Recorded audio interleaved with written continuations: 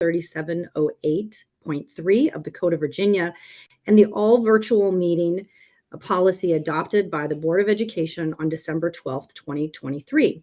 Dr. Armstrong, would you call the roll of the standing committee members? Yes, ma'am. Ms. Wadiska? Present. Dr. Moran? Present. Mr. Hanson? Present. Mr. Bailey? And Mr. Rotherham? Thank you. Please note if our two other committee members join us virtually that we'll include them as the time that they added this meeting for the digital record. At this time, I'd like to ask a committee member to approve the amended agenda was sent in advance of this meeting. Is there a motion to approve the amended agenda? Move. Second. All those in favor, please signify by saying aye. Aye. Chair votes aye as well, and the amended agenda is approved. We'll now move to the approval of the minutes. Is there a motion to approve the minutes as presented to the standing committee? So moved. Is there a second? Dr. Moran, is there a second? Yes, second. Thank you. All those in favor, please signify by saying aye. Aye. The chair votes aye as well. Any opposed, the same. The motion is approved, and therefore the minutes are approved from the last meeting. At this time, normally in our committee meetings, we take public comment on agenda items. At this time, we have no public comment from the public on any public matters on our agenda. However, I'm just going to double check if there's any members of the public that would like to comment on items before the committee today. This would be the time to do so. So let me just pause and double check if there is any member of the public that would like to address the committee. Okay, hearing none, we'll continue to proceed with our agenda. The first item for action today is item A, which is first review of the College Partnership Lab School application from the University of Virginia. The committee will be hearing from Dean Stephanie Rowley, School of Education and Human Development at the University of Virginia, Dr. Kim Wilkins from the University of Virginia, and Dr. Gurley, Superintendent of Charlottesville City Schools, followed by Dr. Armstrong. Dr. Armstrong will continue after we have an opportunity to hear from UVA. We'll do Q&A with the lab committee members, and then Dr. Armstrong will give us an update on the subject matter review of the application from UVA. So at this time, we'll turn it over to UVA to make a brief presentation to the lab committee members on their application to start a lab school here in the Commonwealth of Virginia. Dr. Rowley, are you going to be the one kicking it off for your institution? Thank you. I am. Thank you. So just want to thank the standing committee for having us today and looking forward to the discussion about our lab school. So can we go? We can actually skip forward 2 slides, I think, Tanya. So why a lab school? So I've been at UVA for 1.5 years and reached out to Dr. Gurley pretty much immediately after I arrived in Charlottesville to just find out what we could do to partner as UVA and the Charlottesville City Schools to make sure that all of our children in our community were prepared for the world. And in that conversation, he said that really workforce readiness was the thing that was on his mind, and that we really wanted to think about some strategies that started in middle school. And so that conversation was really the seed of this lab school proposal. So I then took that back to our incredible team. We got together with the leadership from the Charlotte schools and put together our initial proposal. So one of the things that we identified early on was the need for greater computational skill among middle school students going forward to make sure that they're ready for work when they graduated. But we didn't want to just provide computational skills in the usual way. We really wanted to do it in a way that was authentic, that reflected their communities, that reflected their lived experiences, that was led by them, and then most importantly, I think as well, that really reached across the curriculum. And so we'll talk more about the details there, but I think we have put together a great and exciting project that does those things. Of course, one of our big goals was to strengthen partnerships, and obviously part of this is our partnership with the schools, but we also have partnerships with local community organizations that are focused on technical skills. And then within UVA, we're partnering with the Equity Center, with other schools and colleges around the university. We are also really focused on dissemination and thinking about how we can identify some best practices in this sort of work and then share with the community through a variety of different dissemination processes. But we want to really create new knowledge around how to support children and how to support the teachers in providing this sort of environment. And then finally, this is part of a broader aim for us around these pipeline programs in K-12 education, again, focused on workforce readiness. And so this really fits with the mission of the school. So we're excited, and I will pass it over to Dr. Gurley. Good morning. Good morning. So we know that it's very important for our middle schoolers to participate in experimental and hands-on learning. And our students engage in interdisciplinary projects combining computer science with other academic areas, fostering learning beyond traditional classroom, beyond the classroom boundaries. And so we know the importance of STEM and computer science. We know that this approach prepares them for the real life challenges and sets a strong foundation for future academic and career success. Further, we know that true to our lab school ethos, we want to create a community of practice for educators through rich professional development. In collaboration with UVA and local partners, we will bring innovative teaching methods and community resources into the classroom. This collaboration fosters educator growth. It leads to new pedagogical approaches, and it enriches our students' learning with diverse perspectives and enhanced opportunities. And lastly, we are centered on outcomes and student performance. And so aligned with the principles of the lab school, our curriculum is rooted in cutting edge research tailored to the developmental needs of our early mid-age adolescents. And so we are focused on enhancing academic outcomes, supporting social emotional growth, and particularly in uplifting our underserved communities. Next slide. We will have Dr. Wilkins talk about what our lab school vision is.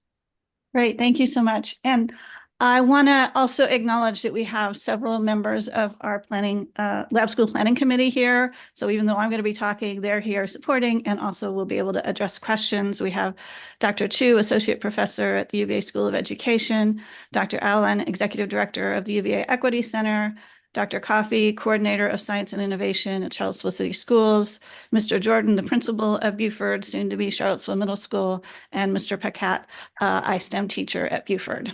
So what is our vision for the lab school?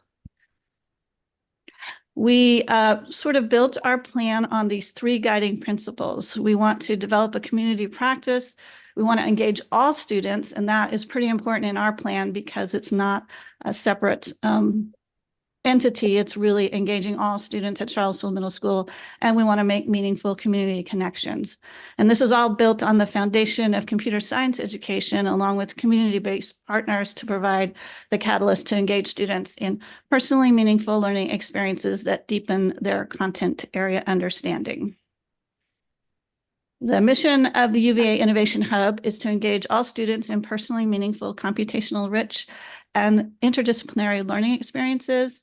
And our vision is that the UVA Innovation Hub provides educational opportunities that inspire curiosity, fuel innovation, and empower all students to solve problems and pursue lifelong learning.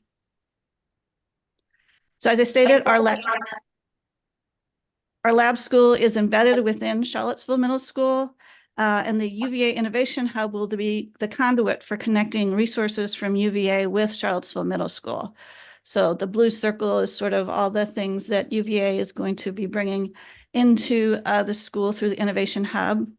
Initially, the lab school will work with the science teachers. All students will have scheduled time in the UVA Innovation Hub to work on projects that integrate science and computer science content through community-based problem solving. The science teachers will be part of the Innovation Academy Fellowship, which provides substantial financial support similar to an endowed share model. And this year-long cohort-based support program will include Summer Curriculum Design Academy, personalized coaching and mentoring through the school year, and valuable externship opportunities. And if we keep going, you'll see that we hope that this model gets replicated in other subject areas, so that by year 3, we envision teachers in other subject areas will be able to join the Innovation Academy Fellowship. And we also envision that those teachers who've already been through the academy will then be potential partners for interdisciplinary projects across the school and advocates for the project-based learning experiences within Charlottesville Middle School.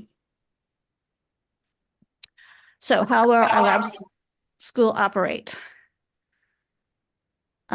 Year 1 will start with all 7th grade students having weekly time scheduled in the UVA Innovation Hub to work on at least 2 integrated projects in science or whatever subject area the Innovation Hub is focused on. Year 2 will add support for all 8th grade students to work on capstone projects in the Innovation Hub. And year 3, we will add support for all 6th grade students. So that is actually when 6th grade students get added to Charlottesville Middle School. And they'll have time to start building their skills and project experience so they can have a more seamless pathway to these other experiences in 7th and 8th grade. And UVA will be responsible for curriculum support and delivery, professional development, research and evaluation, mentoring, and community connections, while CCS, Charlottesville City Schools, will be responsible for student, family, and teacher engagement, standard integration, logistics, and the facilities. And thanks to the Lab School Planning Grant, we've been able to actually try out a variety of initiatives that will become the building blocks for the UVA Innovation Hub. So for the guiding principle of develop a community of practice, we started this past summer a curriculum design accelerator with pre and in-service teachers. And then 2 of those pre-service teacher participants were actually placed at Buford for their internship. And this is a model that we want to continue placing pre-service teachers at Buford or Charlottesville Middle School for their experiences. And then we continued to support in-service teachers during the school year. And most recently, this past January, we modeled project-based learning projects in 7th and 8th grade science classrooms. And so we'll continue to iterate on this model for the Innovation Academy Fellowship experience through research and evaluation. For the guiding principle of engaging all students, we created a CS pathway for the Summer Star Hill Pathways program as a way to try out project ideas and to link the experience to the Curriculum Design Accelerator so that teachers could see this project-based learning experience in action. In January, as I said, we modeled some PBL, the integrated computer science concept with science SOLs with a BioBots project, animal adaptations in the 7th grade life science classrooms, and create a sound machine in the 8th grade physical science classrooms. And these are the type of projects that we envision that the 6th and 7th grade students will be engaged in the Innovation Hub as they gain the skills they need to tackle their capstone project in 8th grade. And the hallmarks of these PBL projects are to give students choices within well-documented design constraints and to give students a variety of ways to express their creativity. And informal polling that we've done now with the students based on these experiences show that they're having an impact, a positive impact on their experiences. And then for Make Meaningful Community Connections, we use the Summer CS pathway and the project-based learning opportunities we just had this past January as a way to connect with community organizations, including Willow Tree, Bird Brain Technologies, Computers for Kids, C4K, Boys and Girls Clubs of Central Virginia, UVA School of Data Science, UVA Biomedical Engineering, STEAM Kits, Barron Associates, and Tech Girls. So all of these organizations participated in some way, whether they provided mentors or materials, both in the pathway that we ran during the summer with students, as well as with the project-based learning that we just completed. And in January, we also launched our first Charlottesville Random Acts of Kindness, which we envision will be a lab school outreach event designed to model engaging students in real-world problem solving with mentors from industry. So we had 40 students, 10 community mentors came in and delivered workshops. And then we had a nonprofit organization, Charlottesville Community Bikes, offer real world problem statements for the students to solve in the afternoon. And now we've made these connections with the mentors, with the organizations, and we have a real world problem statement that we can now bring into the school, lab school during the year into the curriculum. So our governing board will consist of UVA School of Education and Human Development and Equity Center representatives, as well as Charlottesville City School representatives. It will also include a community partner representative, and we will build a family and student advisory council, and they will also have a representative. And we've already started outlining the distribution of our responsibilities that will eventually formalize into a MOU to lay out the terms and conditions of this partnership. And as you can see, the Innovation Hub itself will be run by a director. There'll be a research scientist who will be doing all the research associated with what's going on in the lab school. Year one, we'll have a lab manager working with the 7th grade. Year two, we'll add a innovation specialist to work with 8th grade, and then year 3 we'll add a second innovation specialist for 6th grade. So we have basically a lab manager type person working with all the different grades. So the budget includes capital expenditures, which is an improvement project to renovate and update 4 science classrooms to host the UVA Innovation Hub. And the personnel budget, as I said, includes a director, a research scientist, a lab manager, and 2 innovation specialists. The budget also includes Innovation Academy fellowship incentives for educators, professional learning experiences, and materials to support student project creation, which, as we just had this experience with 7th and 8th grade, 600 students, it requires a lot of materials for every student to be able to do these kind of projects. Year one will serve 300 7th grade students. Year two, 600 7th and 8th grade students. And by year 3, we'll serve all of the 6th, 7th, and 8th grade, which will be around 900 students at Charlottesville Middle School. And now I'm going to hand it back to Dean Rowley to talk a little bit about sustainability. Thank you, Dr. Wilkins. So obviously we want to be able to maintain this incredible work long term. And so we do have a 3-pronged approach.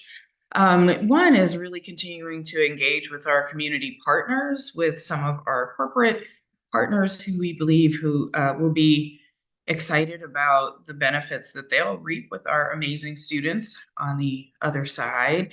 The second is working with our foundation, which is our fundraising arm, really thinking about this as a core piece of our philanthropic efforts, my philanthropic efforts as a dean. Again, I know that that folks will be really excited about the model and eager to support.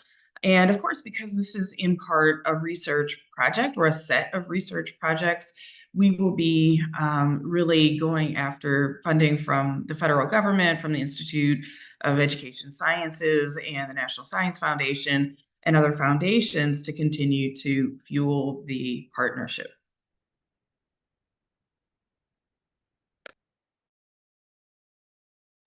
All right. Well, thank you, Dr. Gurley, Dr. Rowley, and Dr. Wilkins for that excellent update on your application and for briefing us on the various components. I want to be sure to first recognize that committee member Mr. Bailey has joined us. He was able to hear your entire presentation. He joined just as you were starting. So I just want to make sure that you know that he is online with us and that he is part of the conversation. Before we go into questions, I did want to afford Dr. Wilkins, you did such an amazing job of introducing the entire team that you have on with us virtually. If we were in our physical present space, I would give each of your supporters and team members an opportunity to address the committee. So before we go into questions, if any of your other team members would be so inclined, I would absolutely welcome them to introduce themselves, the role that they play in terms of the lab school application and the lab school, and just talk a little bit about their own views on it. We've afforded all the other applicants to do that. And since you've all taken the time to be here, we want to make sure that you have the same opportunity as well.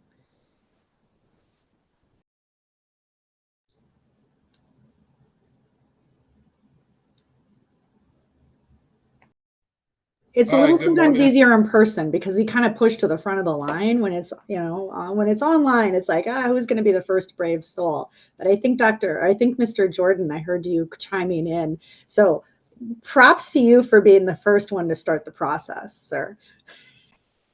Hi, good morning, everyone. Thank you so much for having us this morning. My name is Rodney Jordan.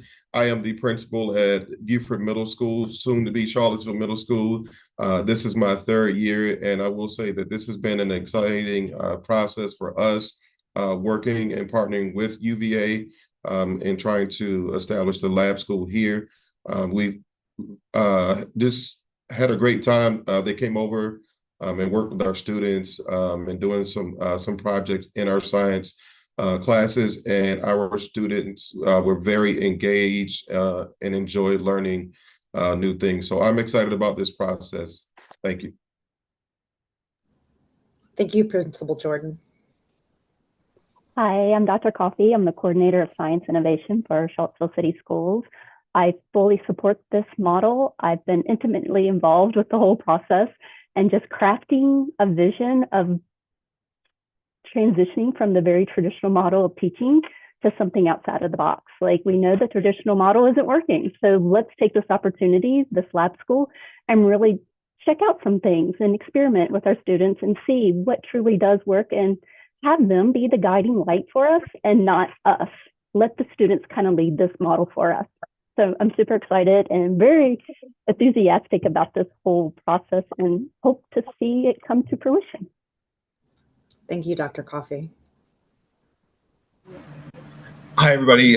Thanks for having us this morning. I'm Kevin Paquette. I'm instructional coach here at Buford, working closely with math and science teachers, and also been ISTEM teacher here at Buford for the last several years. And I'm just excited to have an opportunity to work with the folks at UVA to bring this approach to science teaching and then teaching middle school generally that we know will engage our students. Getting relevant, real world type problems in front of our students is a sure way to hook them in and engage them at an age when they're trying to figure out their place in the world and trying to figure out what is meaningful to them. I think this is a great way to try to capitalize on that natural inclination of our young adolescents. So I'm very excited and excited about what we've already done this year.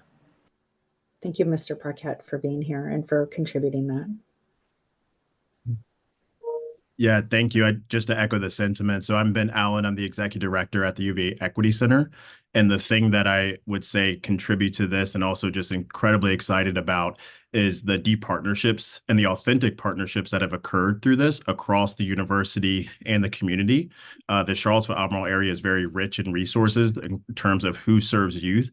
And there's not a lot of opportunities to connect this in an efficient way to truly form what we describe as a village around our kids, and being able to support them holistically while developing their passions and propelling them to careers and advanced education around the computer science pathway. So a lot of the scholars that you saw in the pictures were from our Star Hill Pathways program, which runs over the summer and throughout the school year. And again, it's just really powerful to see the kids finding connections between what they do out of school and in school so that it's not a separate piece. But really excited to be a part of this team, and thank you for inviting us this morning. Thank you, Mr. Allen. And hi, I'm Jenny Chu. I'm an associate professor at the University of Virginia in curriculum and instruction, focusing on STEM education. And I have been very excited to be involved in this project from the planning grant throughout these activities. I'm very much looking forward to putting together what we know are effective practices from the research into an actual school and being able to document and try out this model and then be able to disseminate it outwards to various types of audiences. So thank you for this opportunity. And I just want to echo what everybody has been saying about it's been lovely to be able to form and not to form new partnerships, but also build on the existing collaborations that we have in our area. So thank you. Thank you, Ms. Chu. Can I just also add that Dr. Katina Odie, who's the Chief Academic Officer from Charlottesville City Schools, couldn't be here, but she's really a core member of our team. Thank you. All right. At this time, the normal procedure is we go to our committee members, see what questions they may have on your application or the presentation that you've made today. Dr. Rowley, I would encourage any member of your team that you feel that is appropriate to answer that question. You yourself can answer it, or Dr. Wilkins or Dr. Gurley, but I'll defer to you on who would be the appropriate person to answer. So let's first go to Mr. Hanson. Thank you, Madam Chair. Just thank you for this application and just all the work that's gone into it. Just really appreciate the vision and the really the hopeful outcomes of this. Also, just my heart is near and dear to UVA. I was on the School of Education board for about 10 years with Dean Brenneman and then Dean Pianta, and so just really appreciate the great work in the Charlottesville community. Also, I'm a proud parent of a daughter who graduated there about 10 years ago too in the same school. So I just had two questions, and one is just a little bit more of the physicality of the 300 and then 600, 900 students. Are they going to be on campus, Dr. Jordan, in your school, or what's the relationship with the university going to be? And then I just have one other question too about some continuity, but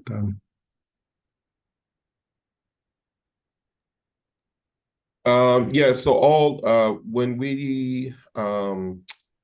our new school is finished in 2026, we will be adding 6th grade to our school, and so that's when we're expecting roughly 900 students to be in our building. And so just to clarify the lab school part of it, the innovation hub part of it, we're going to start in science classrooms. So that's why there's funds to renovate those. They're not part of the upgrade that's currently happening to Charlottesville Middle School. And that's so the students are going to have scheduled time in Innovation Hub there, and then they have their regular scheduled classes the rest of the time. And so just on the budget overview too, at the capital expenditures for year 1 and 2 of the 700,000, is that for the supplies mostly for the science program, or is it for across the board? Dr. Coffey, can you take that one? So coming into Charlottesville about a year ago, the science wing was renovated about 10 years ago. And in those 10 years, we found that they're not very conducive for learning. They're very large spaces. So looking at spending $1.5 million to upgrade the acoustics in the room, just the entire footprint of the room isn't, again, conducive for innovation. It's very difficult to hear teachers at the front of the room. It's very difficult to see when they're presenting for collaboration, when you want students to work in teams. So the 1.5 first is going to be addressing those issues with technology and space. And then the next will be providing access to furniture that allows students to work together and collaborate in teams. Thank you. But it would be in a phased approach. So the first year will be looking at the footprint and addressing those issues. And then the second year will be bringing in the furniture. And that's for 4 classrooms. Yeah. Thank you. And just one more question too, on just maybe also help me fully understand the connectivity through high school and on their pathway to college, and just maybe the bridge there when they finish up the 6th, 7th, and 8th grade experience. What's the just what the connection is in high school for them? Dr. Gurley, do you want to take the connection to high school question? I believe we have various very robust programming at our high school. And I know Dr. Coffey can speak a little bit more intimately about what those pathways look like. But what we learned through this process is that our greatest gap was how we get our students hooked. It was at the middle school level. We've not been affording our students the opportunities to explore and imagine what a world could be like if I were working in the computer science, or if I were doing something that was connected to a science. And with regards to your question, we believe that what we are building here, the lab school model, will connect seamlessly with our robotics program, our engineering program, all those programs that we already have at our high school, that there will be a seamless transition. And actually what we will see is that it will diversify those programs at the high school level as well, because students will be able to explore those fields sooner at the middle school level.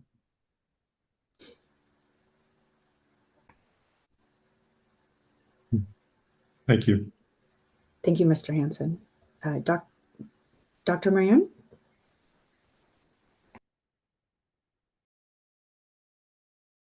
Oh, Dr. Moran, we can't hear you quite yet. Oh, there we go. It's always a matter of finding the unmute button here.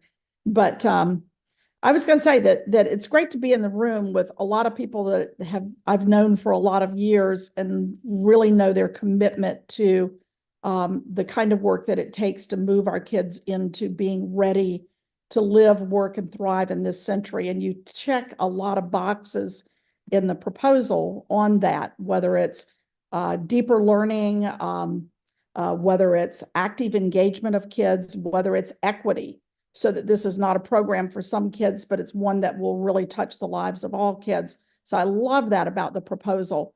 One area that I'm really interested in, though, is that oftentimes the experiences of pre-service teachers, our education school students, tends to follow the same path over and over again. There's not much that's changed about the experience of placing teacher candidates who are in learning still and will be hopefully for the rest of their lives in programs in public schools.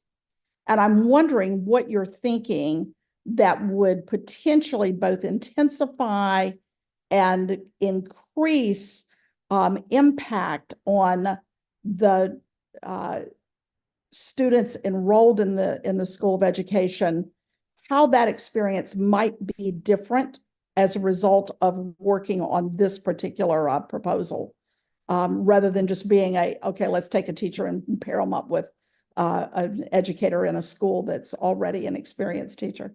I see, Jenny, you're kind of nodding your head. Dean Rowley, I didn't know if you wanted to say anything beforehand.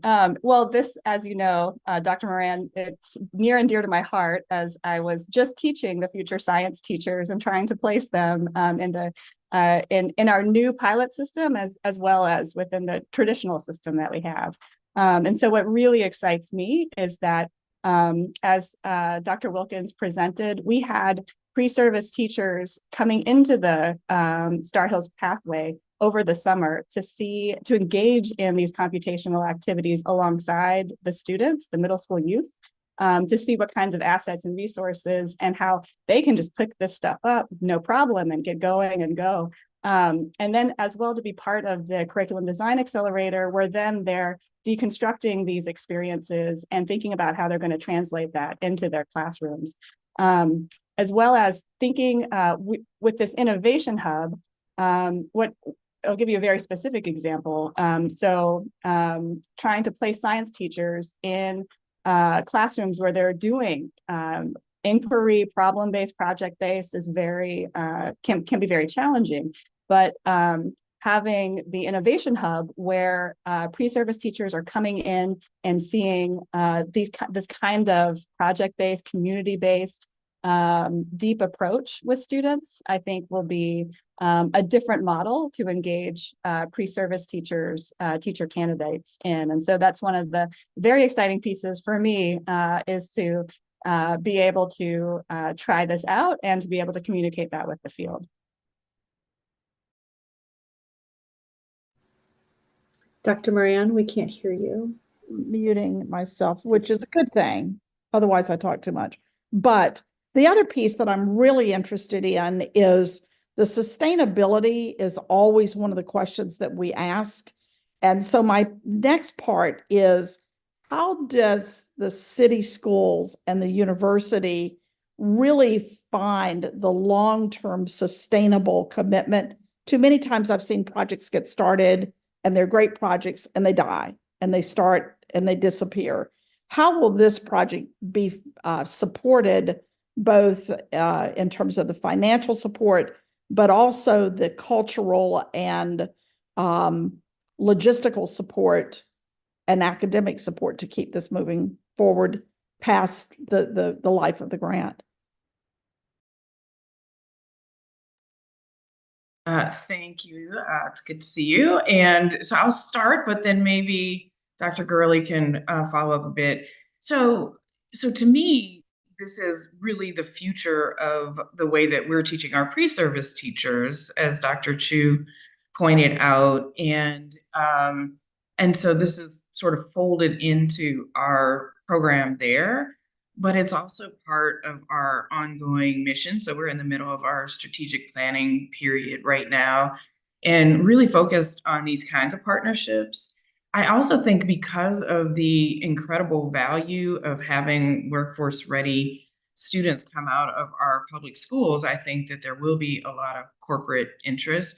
And so, we're folding it into our broader plan for how we prepare our own teachers and how we think about UVA EHD partnerships more generally. And so, I think the big thing is how we maintain this amazing team of folks and keep everyone at the table, and then just continue to have it as a major priority for the school, but I think for School of Education and Human Development, I should say.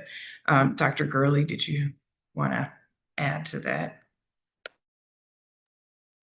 With regards to the sustainability component, we just completed our strategic plan, and the Innovation Hub aligns directly to our work. One of our core values in our new strategic plan is the joy of learning, and we most certainly feel that this will foster the joy of learning. We are in the middle of our budget process, and we sent a survey out to our stakeholders. And with regards to feedback, they said that they wanted the strategic plan to be the guiding document as it relates to generating the budget. And so as we think about sustainability, we fund those things that we prioritize. And I believe that this will be one of the things that we will prioritize for a very long time, because it will yield an academic return on investment.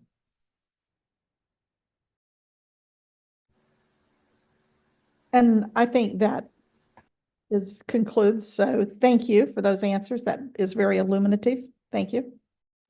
Thank you, Dr. Moran, and thank you to the UVA team for those for that additional information. Mr. Bailey, at this time, are there any queries you'd like to present to the UVA team? No, really impressive application. Thank you for all the time and effort you took to develop it and also to help connect it to standards of learning. The assessment's just very impressive. The one theme that I noticed, at least for me, that really jumped out was the idea of mentoring. You were just talking about this with pre-service teachers, getting a chance to kind of see, learn the practice from both skilled professionals as well as some of your partners. And you also talked a little bit about C4K in your proposal, and I know they play a pretty significant role with mentoring. And I know also just from past, the difference between a really good project-based learning activity and one that's just mediocre is the role of mentors. And so could you maybe just talk a little bit more about C4K and just also the way you see them playing in to the project-based work that the students would be doing? Dr. Wilkins, do you want to take that one? Sure. Yeah, I've been involved with C4K for a very, very long time. And so when we started this process, they were like, yes, we're going to collaborate and partner with them. So I think they have an excellent model for mentoring. They also have excellent models for project-based learning, which is why over the summer, we brought both the students from the CS pathway as well as the pre-service and in-service teachers to that space so they could see what that looks like. And I envision in the future, we also, with the hackathon, I don't think they were able to participate this time, but that is, a thing that we want to build in with them as well. But going forward, I think that they are an organization that we can use as part of professional learning for teachers to, kind of see during the school year times where we want to see some project-based learning happening, and we can use do a field trip to there and really get a sense for how they do things. Dr. Allen. Mr. Bailey, go ahead. That's a wonderful question, Mr. Bailey. And I think not only C4K, but the students are getting experiences with multiple community partners that work in this computer science space. There's also workforce development. You saw in the pictures that they went to Willow Tree, which is one of the largest tech companies here. And often students don't have that time to do so. And so what we're looking at is the infrastructure that facilitates these relationships and also connecting them to meaningful mentorship layers, not only for community nonprofits that are youth serving, but also the layer that is university students, both graduate and undergraduate students. From our perspective as the ones who help coordinate a lot of the summer work, we're very intentional about the counselors we hire so that the counselors we are hiring are getting their bachelor's in computer science or related field so that they're able to not only talk to the students just from peer, a little bit older peer network, but also like, hey, this is what it looks like in college. Same thing with graduate students. And then also the UVA faculty and staff that are involved. So again, we're just trying to connect many layers of mentorship for the students so that at some point there's many folks that care and have this like circle of care around our students.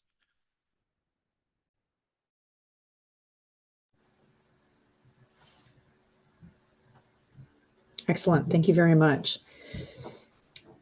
Hearing no further comments from the other committee members, I want to thank again to UVA for the application. I think that we both appreciate the quality and the depth and the intentionality of the vision you've presented. Just as was noted by Mr. Allen, there's what comes through in your application is it's an evidence-based approach that you're, rather than organically doing what we know works well for young people, you're very intentionally building into the day. And that comes through in the application, kind of jumps off the page. So I want to thank you. And just looking at my screen, seeing the very many partners that are involved in the application is incredible. That you're really developing and building a permanent ecosystem around these students for their success that leverages the assets throughout the Charlottesville community. I think you've already answered my question, which is I usually ask a little bit about, tell us a bit about a day in the life of the students, or tell us a bit about the day in the life of a student who's in the pre-service. If there's anything that you'd like to further share in terms of a day of the life of the student, I would be happy to entertain that. but I do feel that you've given us a really robust picture of what that would look like for all students. But let me just pause there and see if there's any additional thoughts that come to mind that you want to share about your program. Okay. All right. Excellent. At this time, what I'd like to do is turn our attention to Dr. Andy Armstrong, who is going to give us an update on the subject matter review that was done of your application by the VDOE. Thank you, Madam Chair and committee members. I would like to do just that and provide a brief overview on behalf of the agency on the University of Virginia's Innovation Hub at Charlottesville Middle School's Lab School application as it relates to their completeness and compliance. As you have heard, the Innovation Hub would provide a STEM and computer science infused project-based learning experience to all Charlottesville City Public Schools middle school students within 3 years of opening. UVA's School of Education and Human Development, the UVA Equity Center, and Charlottesville City Schools have presented an ambitious and exciting plan, and their application is the first to propose to serve middle school students from among our College Partnership Lab School applicants. And as a 6-year middle school principal as well, I am especially excited about that. Our review of the UVA application has included multiple rounds of subject matter expert feedback and several calls since the submission of the application in November of 2023. UVA has been responsive and inquisitive, and that's a good thing, as they have thoughtfully adjusted their plan to meet the compliance requirements of Virginia Lab Schools and answered questions of our subject matter expert team. As you will see in the attached completeness and compliance report, for the purposes of first standing committee review today, the UVA Innovation Hub is ready to implement in the elements of executive summary, mission and vision, governance, placement plan, other assurances, and then financial and operations. Under educational program, and UVA is aware of this, we would like to clarify if there are any alternative assessments other than SOLs to be used to measure progress. And under management structure, we have some minor questions about time periods associated with staffing, evaluation of staff, HR policies, and partnerships. And I've heard some of the answers actually today in the presentation, and we will work with UVA to make those revisions in the weeks to come, pending the next move from the committee today. Thank you, Dr. Armstrong, and please thank again all the subject matter experts that have been involved at VDOE that took the time to review the application and work collaboratively with the applicant. Are there any questions from the committee members on VDOE's review of the application? Okay.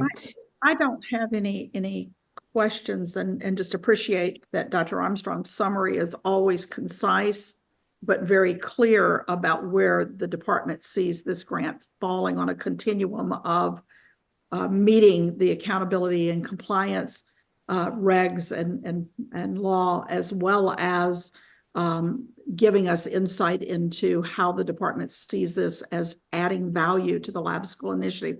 I did want to just note for the record, the one thing I meant to say when I was asking questions is that what has been unique about this particular proposal to me today is the fact that we have a superintendent a part of the presentation. We have this dean of the education school as a part of the presentation, all the way down to the person who will help make this UVA Innovation Lab work.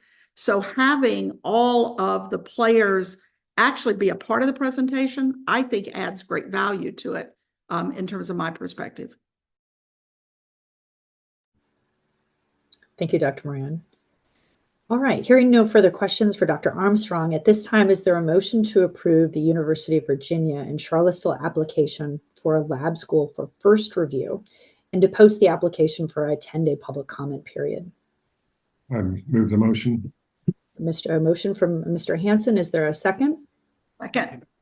Second from Dr. Moran. All those in favor of the motion, please signify by saying aye. Aye. Mr. Bailey votes aye, Dr. Moran votes aye, Mr. Hanson votes aye, and the chair votes aye. The motion is approved. Congratulations. On behalf of the committee, I now direct the staff to post the University of Virginia's application for a 10-day public comment period in accordance with the Standing Committee's procedures, then compile any comments received for review by the Standing Committee when the application returns for second review at our March meeting in person back in Richmond. Thank you very much for appearing before the committee today. I'm going to just take a brief pause there for UVA's team to first congratulate you on getting to this juncture And to second, say you don't have to stay for the rest of our committee meeting. You're welcome to stay, but it sounds like from your application, you have quite a few things that you need to work on. So please take this opportunity to take leave from our meeting. And thank you again, and we'll see you back in March. Thank you so much. Thank Thank you. you all. Thanks, everybody. All right. Now we'll move to item B on our agenda, which is the College Partnership Lab School Application Pipeline and Expenditure Update from Dr. Armstrong. Thank you, Madam Chair. I'm going to attempt to share my screen briefly for this. Operative word being attempt. Let's see here. Okay. And we're going to switch to another tab. All right, is everyone seeing our table? Great. We had a big day on Friday. Madam Chair, members of the committee, we had 6 applications that were submitted on Friday. And as you all may remember, I did set a deadline of February 2nd for application submission. So this pipeline is not reflecting all of the most recent submissions, and it will reflect that in March. And I will actually get it to the folks here in the agency as well, because I know they'll be interested in where we are right now in the process. Just a few highlights. We received our 6 applications on Friday, in addition to 5 that are currently in review as we meet here today. And that includes Emory and Henry, Piedmont Virginia's Community College, Central Virginia Community College, Mountain Gateway, and Richard Bland College. And those have all 5 of those have been through one round of subject matter review. We're awaiting responses from them and revisions so that we can consider them for next steps in the process.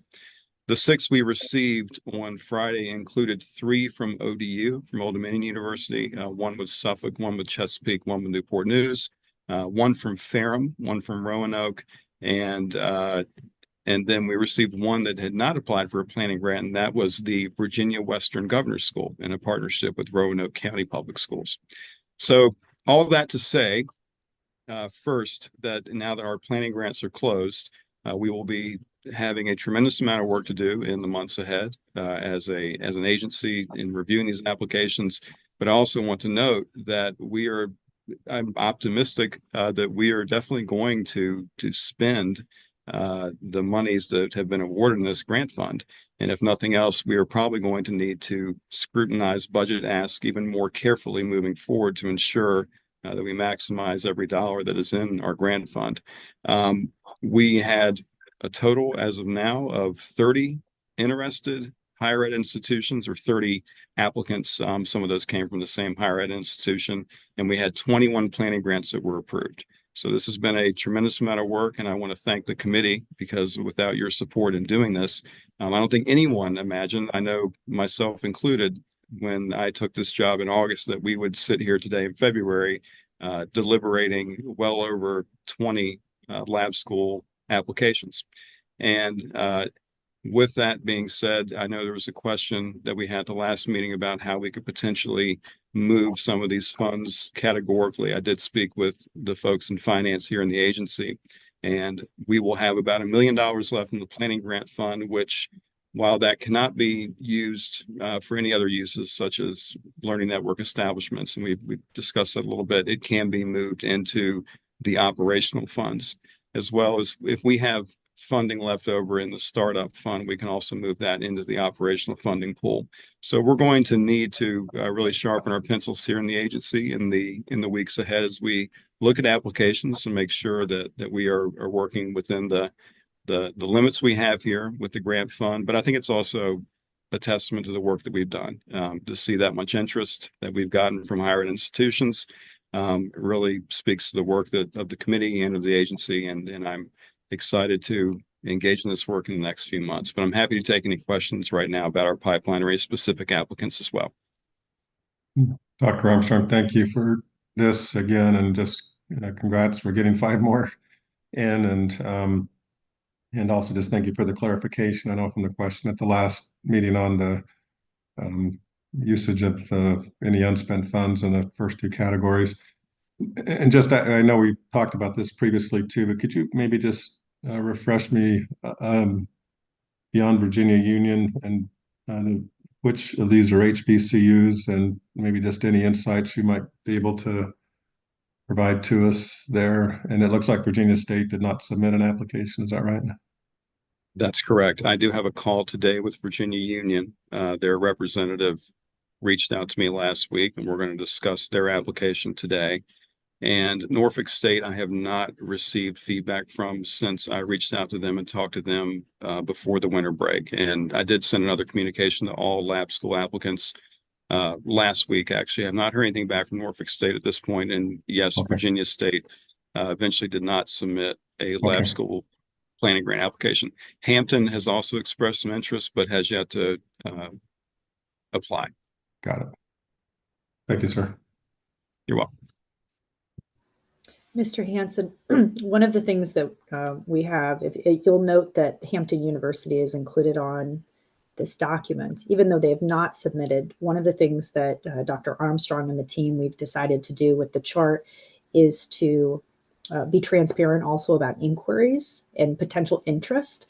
So, you know, there might be an institution that inquired, explored, but maybe didn't move forward. But we did want the committee members to be aware of that ongoing work and engagement with VDOE. And really, I want to give a compliment to Dr. Armstrong. He has really gone above and beyond to reach out, to personally call institutions. He has sent multiple emails to institutions, set up opportunities for them to get personalized technical assistance and support, any questions answered. And I think that level of service is exactly what we want our leaders to offer as a partner to higher ed applicants and to K-12 schools for that matter in the state, that they view individuals at VDOE not merely as a compliance, like good old fashioned bureaucrat, but we really want them to see individuals like Dr. Armstrong and the team that we know we have at VDOE as partners in the work and accessible. And so I want to thank Dr. Armstrong for really modeling that in his engagement with higher ed institutions throughout this process. Thank you, Madam Chair. Dr. Armstrong and I even had an opportunity to do an on-site technical assistance visit 2 weeks ago, which was wonderful. The roadshow continues. So if you are one of these interested applicants and you've submitted your application and you would like an on-site TA, we're happy to come to you too. And Madam Chair, I'll apologize. I did want to just reiterate that in our communication, we did offer the on-site visits as calendars permit. We have office hours every Monday that people can sign up for, and I have emails and calls pretty much daily with our applicants as we just coach them through this process. Thank you, Andy, for your great work and the team's great work on all this. Appreciate it.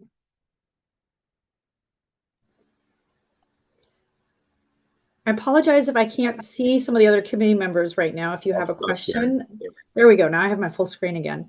Any other questions for Dr. Armstrong? Otherwise, we'll move to item C. So Andy, for the 5 that have moved something forward to you, when do you think that we might anticipate the potential to see any of those? To my right here in my office, I have a whiteboard, and that whiteboard is completely encompassed by this diagram of March, April, May, and June. And I anticipate that we will have hopefully 3 additional applications for the standing committee's review in March. We also still have Mountain Gateway awaiting their second standing committee review as well. And then in April, anticipating 4 and potentially another 4 in May. So again, a lot of this is going to depend on, again, how our review goes and responsiveness on behalf of the applicants, but we've mapped it out, and I think we can expect to see an average of hopefully 3 or 4 per month moving forward.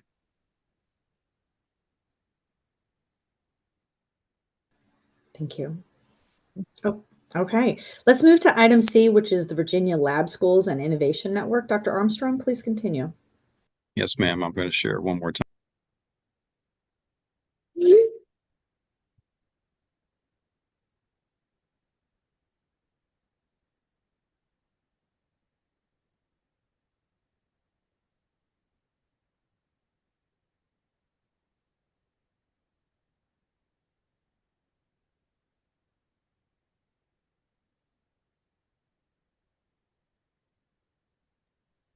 Okay, as I fumble through here.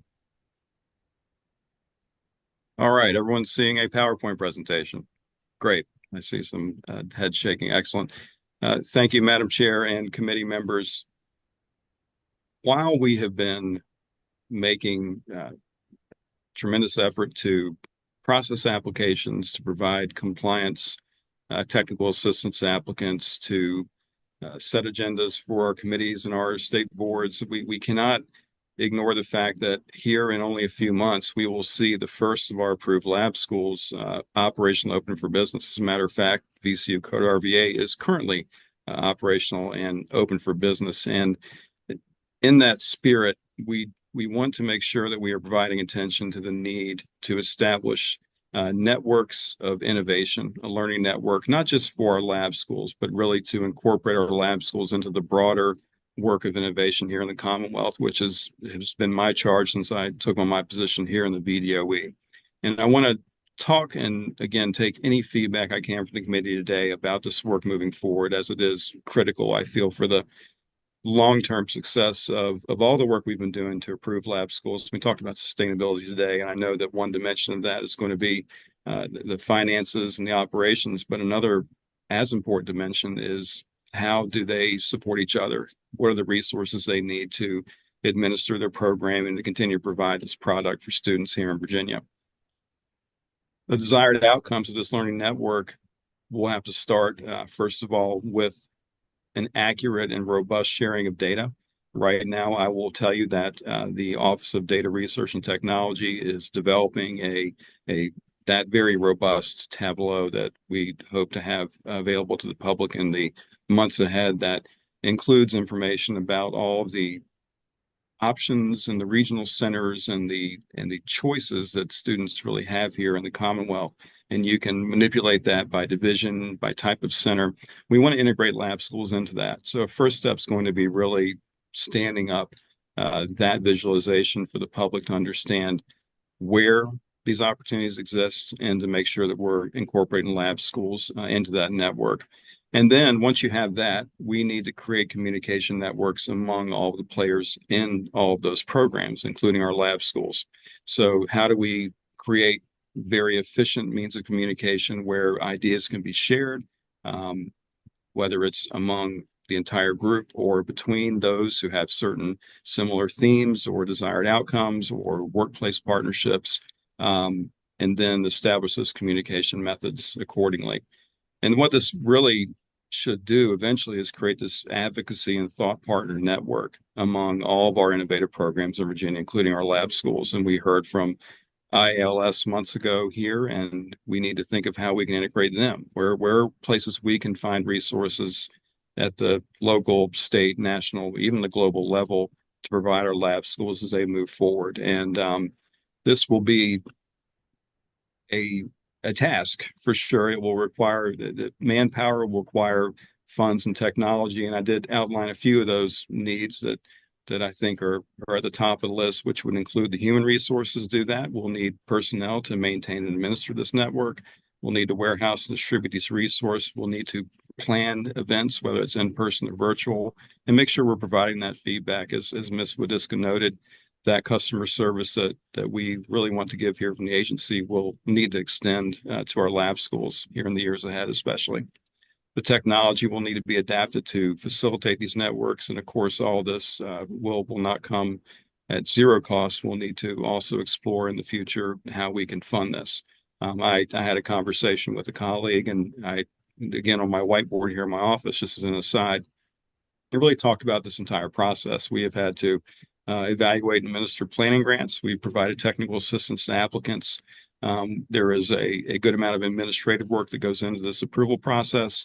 And then we have to administer the grants themselves once our lab schools are up and running. So we're really managing several processes. And then what really brings it full circle will be this learning network that we'll be able to establish among our lab schools within that greater umbrella of innovative practice here in the state of Virginia.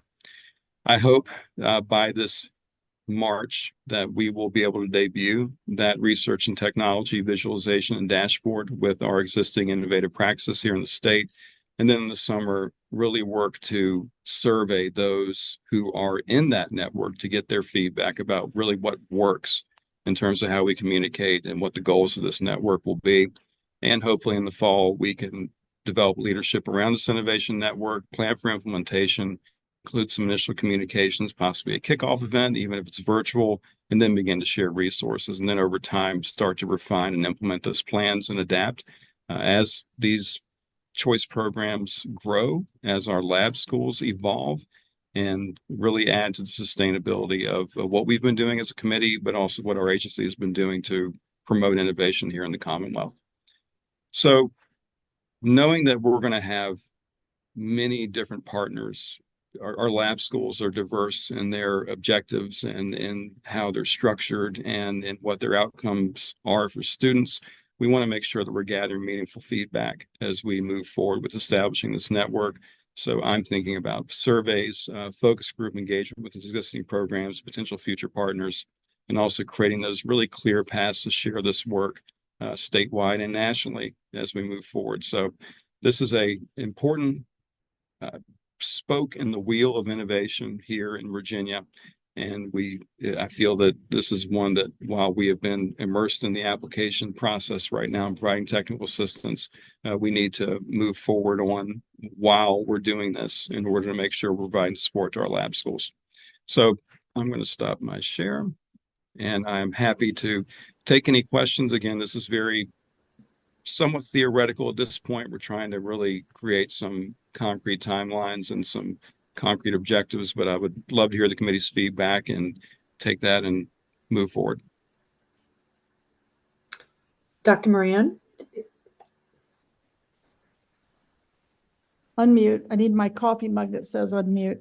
I think that Andy, that you and I have actually touched base about a couple of times, that there is a real need to have a sustainable model for both looking at support and sustaining the lab schools as a network, as well as an accountability focus on how do we really measure the impact over time. So one of the things that I'm also wondering about is whether you see that network running through the department supervision, or whether you see an intermediary potentially being able to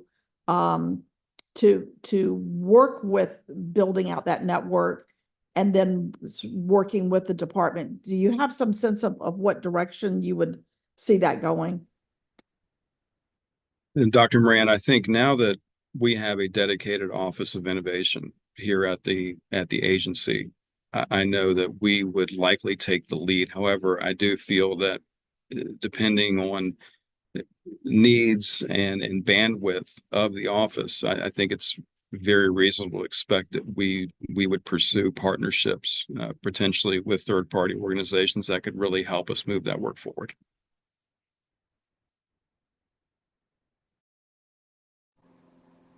Any other questions or comments for Dr. Armstrong? Okay. I'm sorry, Mr. Hanson. Just, Andy, just any, I just so much of the innovative thoughts going on around the Commonwealth and all these applications, and a lot of the uniqueness, even the one we just saw with the middle schoolers. I know with the network and the communications effort, but just any notion on just sharing the best practices and also just the innovative thoughts. I know you've got a lot of this listed here on your slides, but just how those could be shared, not just whether it's webinars or even a convening in 25 or 26, but just any thoughts along those lines. Mr. Hanson, those are some of the ideas exactly, as a matter of fact, that I've been thinking about: in-person or virtual convenings, webinars, thinking of ways that we can really make this dynamic. I would say, and I put on my division level educator hat, that this is a need, not just with schools of innovation or lab schools or regional centers, but in a broad sense, there is a lot of room for idea sharing to take place among public educators in Virginia, period.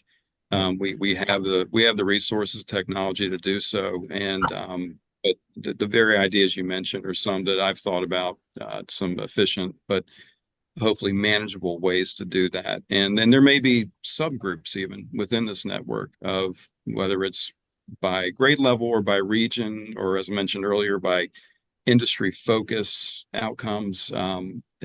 There's a lot of different ways you can go with it. We just want it to be meaningful. We want it to be something that contributes to the overall success of our lab schools. So,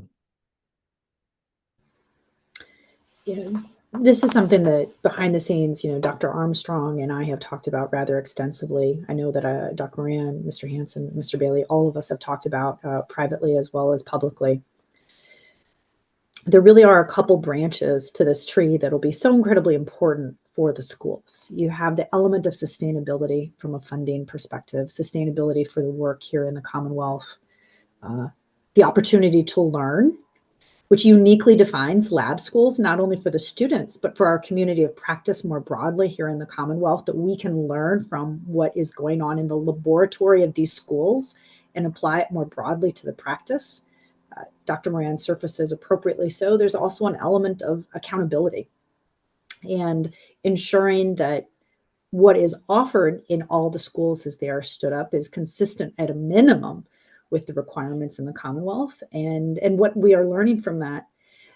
One of the elements that I'm particularly struck by when we have spoken to some of our existing, our newly created, almost formed lab schools, is the real need to continue to be a partner with them. It's not enough to say, hey, you're approved as a lab school. Good luck. Hope it goes well. We have to continue to be a partner in their work. And so frequently in education, unfortunately, there's kind of this isolation model of we put a teacher in a classroom, go teach, figure it out. And I think we're really trying to break that model and model a different behavior and how the lab school community can more broadly help create a ecosystem and a community of innovation across the Commonwealth. We know that in Virginia, we have many options for young people, that there is a great history of innovation in public schools, as well as institutions of higher education. And as Dr. Armstrong indicated, one of the things that we have not had yet in the Commonwealth is an inventory of those assets and that knowledge, and an ability to apply that knowledge going forward. And so I think what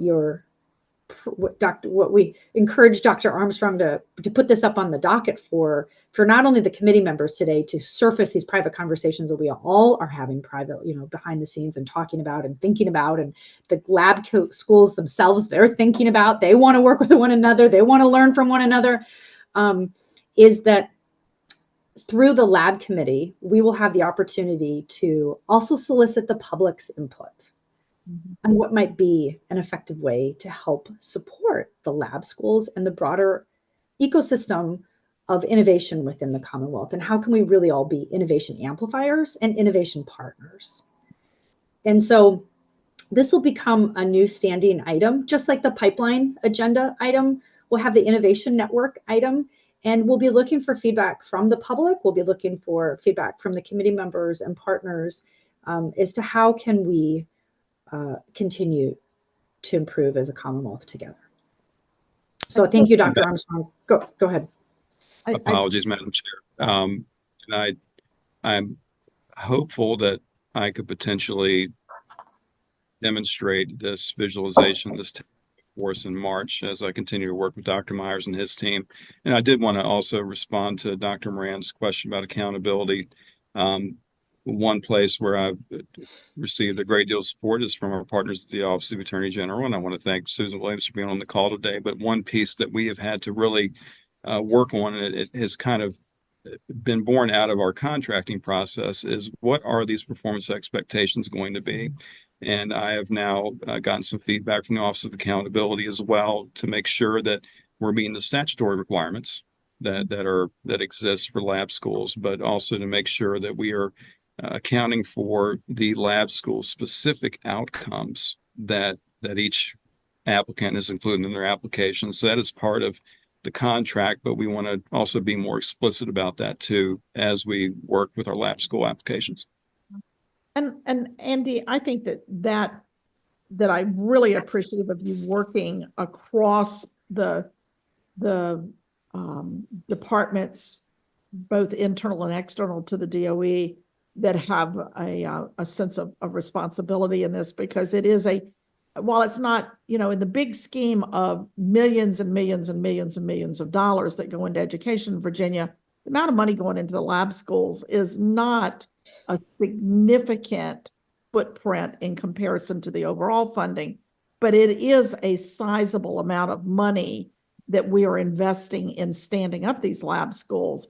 And as a result of that, I think that both from the standpoint of, taxpayers wanting to know that they're getting something in return in terms of the cost benefit, it's important for us to be able to communicate what is changing as a result of it. So what I really think about is that the concept of an external evaluator that might stay with these proposals as they become implemented plans, and then over time longitudinally.